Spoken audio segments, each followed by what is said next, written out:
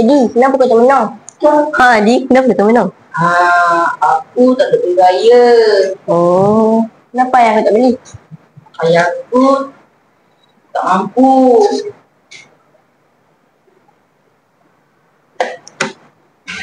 Cikgu.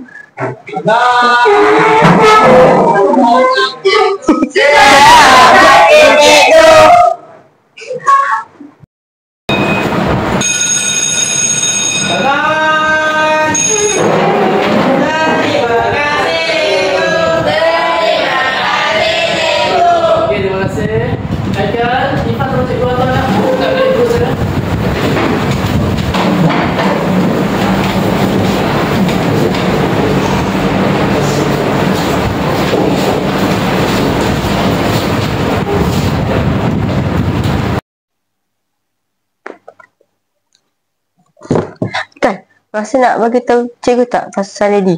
Boleh juga.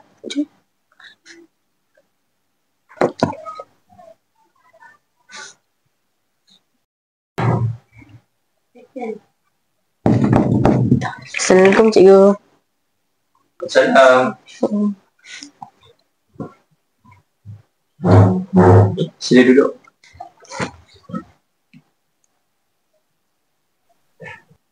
Ya, Irfan, Haikal, ada apa awak jumpa saya?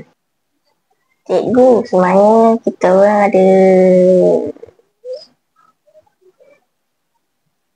sesuatu. Ada sesuatu. Sesuatu apa tu? Pasal yang awak nak Edi. cakap? Pasal? Edi. Pasal Edi. Kenapa dengan Edi? Dia belum beli, tahun ni belum beli baju raya. Belum beli baju raya. Okey.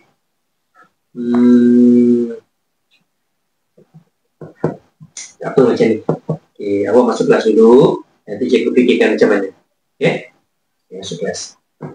Terima kasih cikgu. Sama-sama.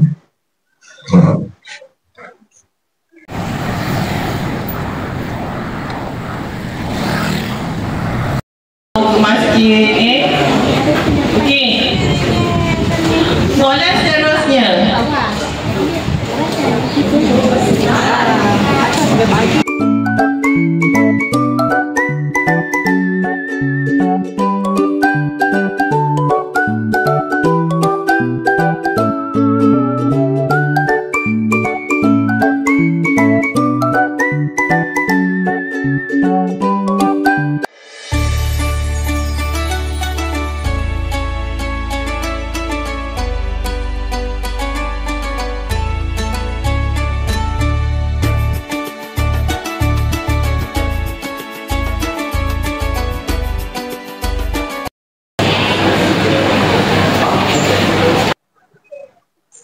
Kan cikgu? Ya, nak saya ni.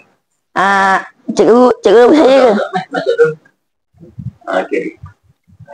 Okey, terima kasih datang. Cikgu dong saya cikgu. Cikgu nak jumpa Edi lah sekejap. Sebab cikgu dengar Edi ada masalah. Betul ke? Cikgu. Apa masalah Edi? Tak ada baju raya cikgu. Oh, tak ada baju raya. Jadi kami cikgu dapat tahu daripada kawan-kawan Edi yang Edi ni ada masalah baju, nak dapat baju raya kan. Jadi alhamdulillah lah, cikgu-cikgu semua bermurah hati. Aku mau sumbangan sama-sama cikgu untuk memberikan baju raya untuk Edi. Okey, ini baju raya untuk Edi. Cikgu. Selamat Hari Raya. Okey Edi Edi belajar selamat Hari Raya betul-betul tau. Ya. Okey.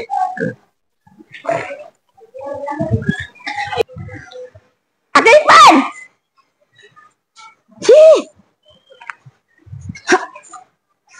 Baju raya!